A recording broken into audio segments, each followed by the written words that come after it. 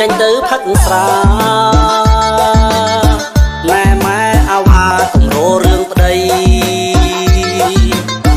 បនទៀនដល់ហើយណាស្ងួនពីស័យកុំជេរកុំស្ដីប្តីសុំផឹកម្ដងដេកអូននៅស្ងៀមធ្វើមុខក្រញើឬមួយក៏ពើខាងបងស្នេហ៍ស្នងចាប់ចាំងណានួនល្អអាសូបងផងណាប្រពន្ធអើយចុះប្រពន្ធខ្ញុំកាចលើសជាងសត្វខ្លា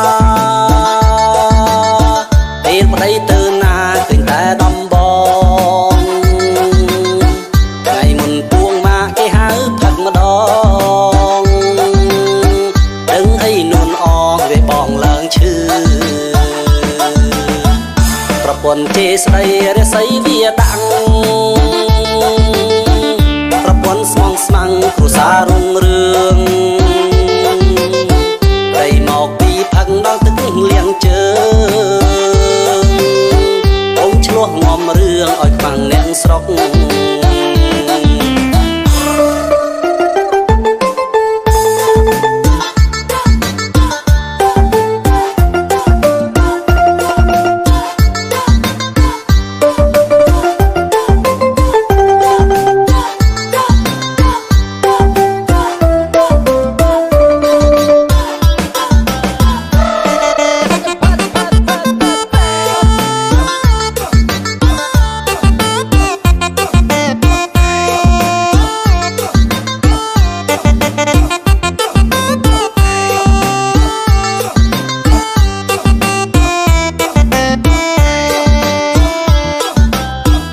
សុំច្បាប់ប្រពន្ធចេញទៅផឹកស្រា